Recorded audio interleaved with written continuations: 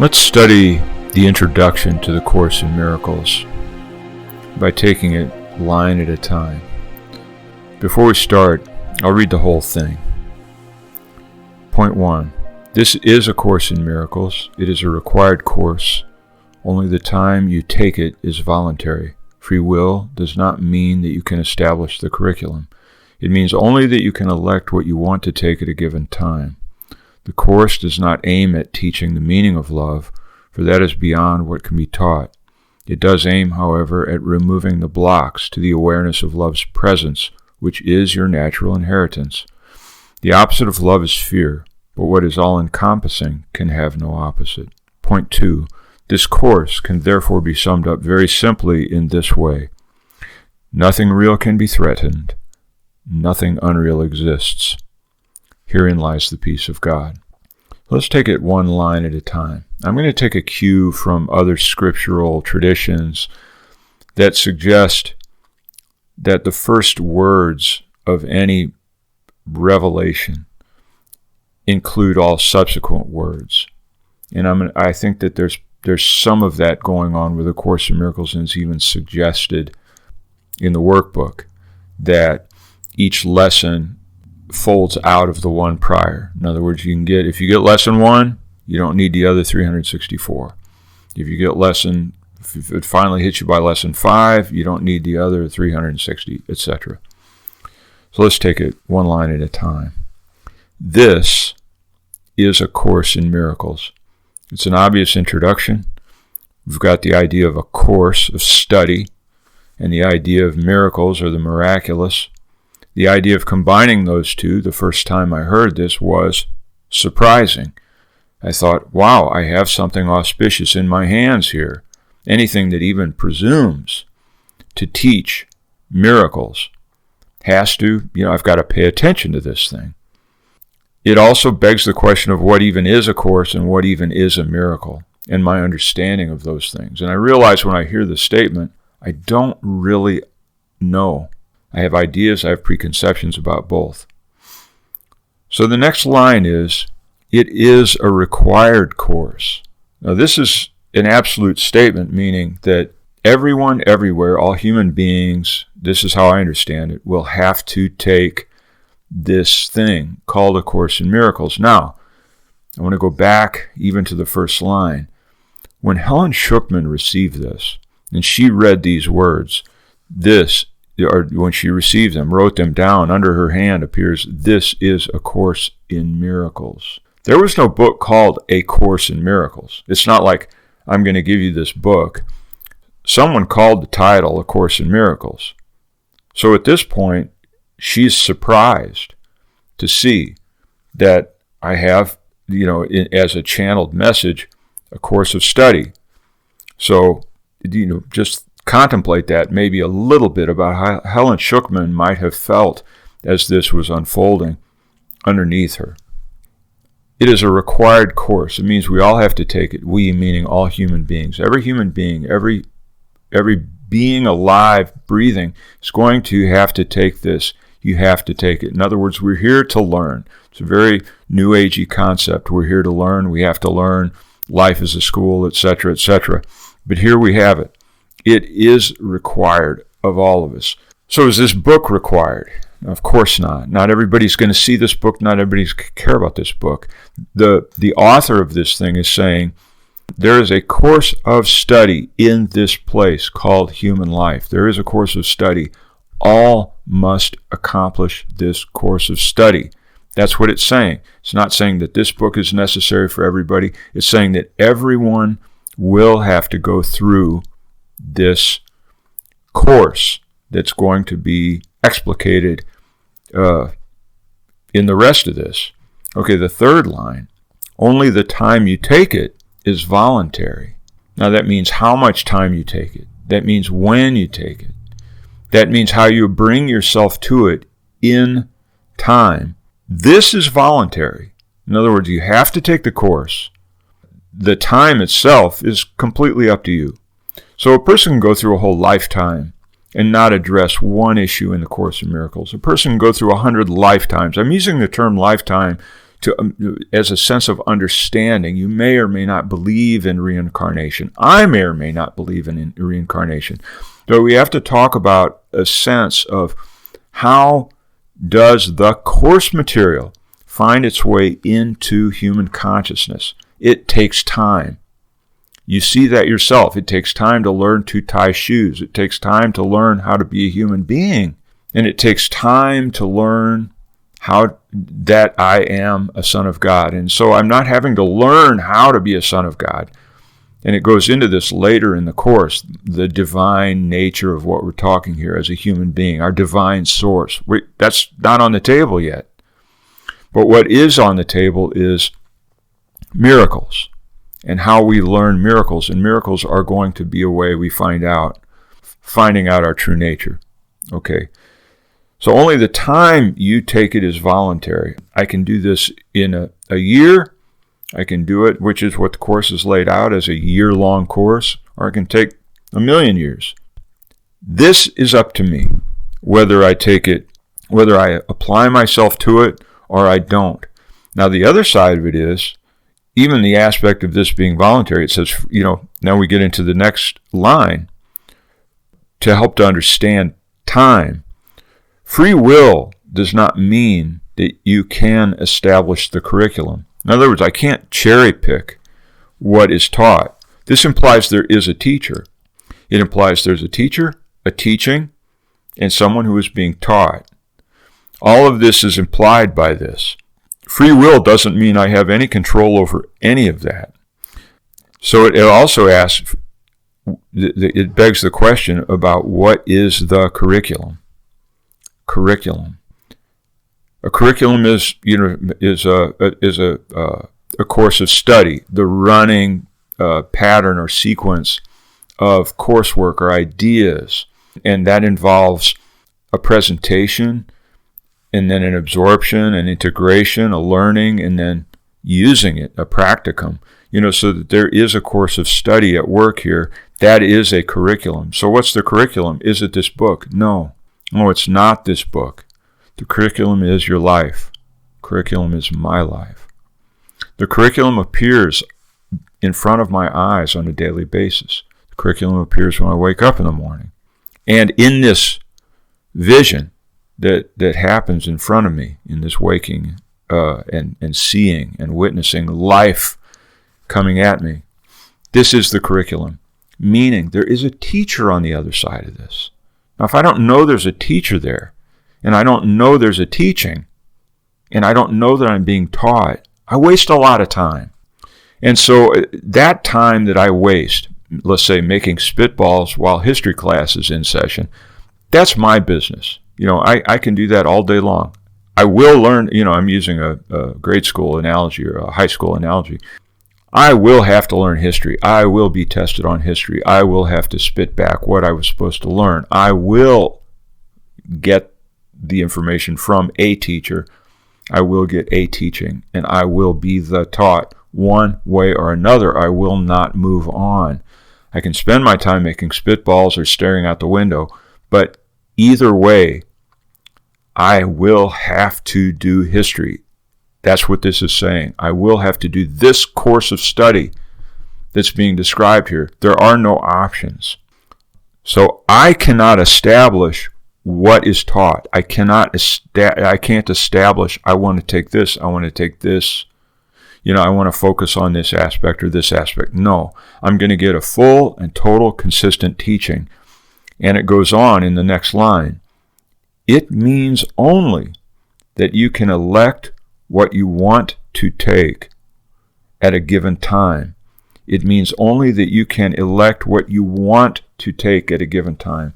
My interest and my capacities are going to determine how the curricula of life come at me and which parts of it I can get, which parts of it I can absorb or want, and that means want to absorb. Which parts of it do I want to get and can get? So when I wake up in the morning, if I want to do the high school equivalent, making spitballs or staring out the window, I just go through my day and I don't apply myself to life as it comes at me. I have to understand what that is. I have to understand what it is. I can elect what I want to take at a given time.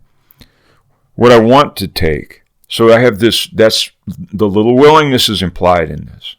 What am I willing to do? How do I do? Transformation, peace.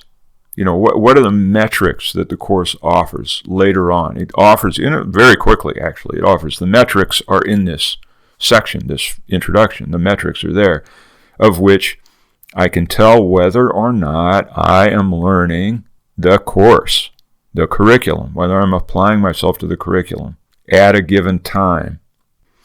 Those are my options. So I have a lot of horizontal latitude in terms of when I apply myself, the intensity of how I apply myself, the kinds of things I want to take, that I want to cherry pick this or that thing. I want to apply myself to this kind of an aspect versus this kind of an aspect. I have free reign over all that. That doesn't mean I will not eventually learn the A through Z of the course through a curriculum known as my life or lifetimes.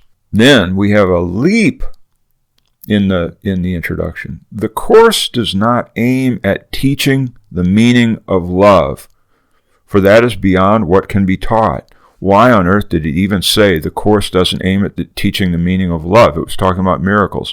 It's dragging in seriously important information right off the bat.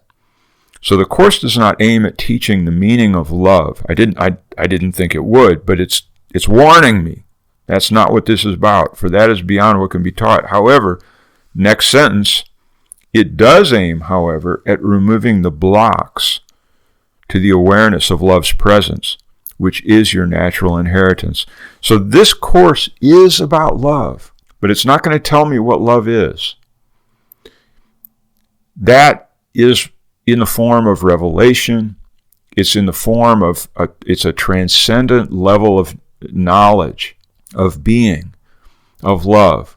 But I'm being told here in this line that love is, simply stated, love is. And that's apparently the most important aspect of this created world we're in.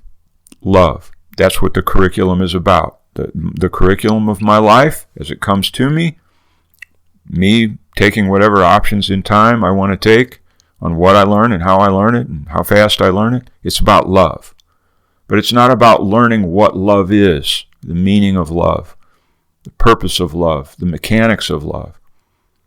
All I'm given is we will learn about the obstacles and how to remove them, the obstacles to love. In other words, there's something already here called love. I'm not having to generate love. The love is already here. So you can see what's happening already in the introduction. There are things that have to be removed to reveal what's already here. So we have, again, another New Agey kind of a concept, which is you already are the thing you're looking for. You are already there. It is already done. You are a finished work. However, finished work is useless if the task is awareness. And that's what this is about. Awareness. How am I blocking it? How is it blocked? I may or may not have anything to do with those obstacles.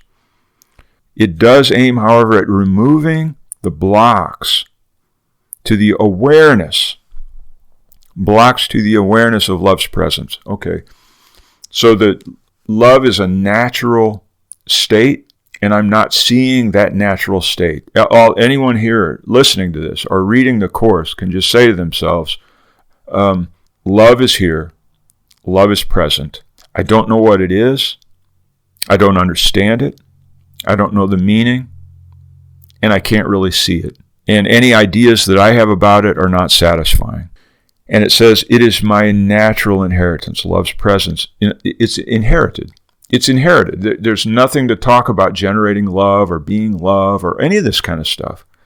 It's meaningless to say I want to be love, or it's meaningless to say I want to generate love, or I want to be a more loving person. Really, those are meaningless statements. We're talking about clearing the ground for my natural state to appear. And there are so many loaded questions, so many demons that arise of, yeah, right, I don't think so. No, I know myself. I know that I don't have that capacity, or I know in the past I have not delivered on a loving presence, or I'm not interested in a loving presence. Okay, I'm not interested in love. I really am interested in other things. None of that matters. According to this introduction, we're going to get to love one way or another in time. And if I take a billion years, the Course is saying it's irrelevant. Okay, the next sentence. The opposite of love is fear, but what is all-encompassing can have no opposite. The opposite of love is fear. So it's given me the obstacles. The obstacles are going to be related to fear. It says we're going to learn about the removal of these blocks to the awareness of love's presence. One way or another, any block to the awareness of love's presence is going to have to do with fear. Fear will be the generator of those obstacles. The obstacles themselves might not be fear itself. As an example, let's say I'm going to learn this Course in Miracles, and instead I'm in the classroom of my life making spitballs and staring out the window. Making spitballs isn't necessarily a fear activity.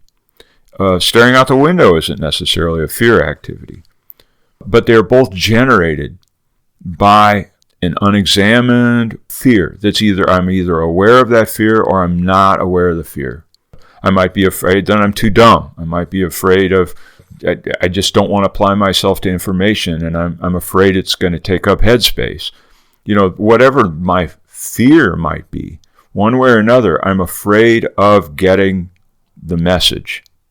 Any form of resistance to love, in terms of this, now if I redefine love as something else and then resist it, well, my resistance isn't going to appear as fear. This is where the slippery slope is if I don't understand, if we have this love and its opposite, which is fear. Fear is resistance. Fear is limits. Fear is putting up blocks.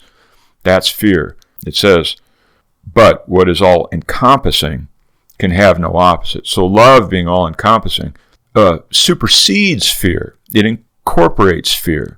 So you can almost see, let's look at time as having this sense of like eternity or infinity, a realm of no time. It includes, no matter how much time you pack in there, that time that you pack in there is a blip. It's a wink of an eye. In the same way, in other words, it's irrelevant. In the same way, love, which is all-encompassing, corresponding to infinity or eternity, love, it has the blink or wink within it would be this fear, this resistance to this manufacturing obstacles, is an irrelevance inside of love. Now, both of these, time perduring and obstacles born of fear, they're both very important to you and I because we're in our perceptual world. And that's what all of this is about. Section 2 in this, piece 2, says, this course can therefore be summed up very simply in this way. Nothing real can be threatened. Nothing unreal exists. Herein lies the peace of God.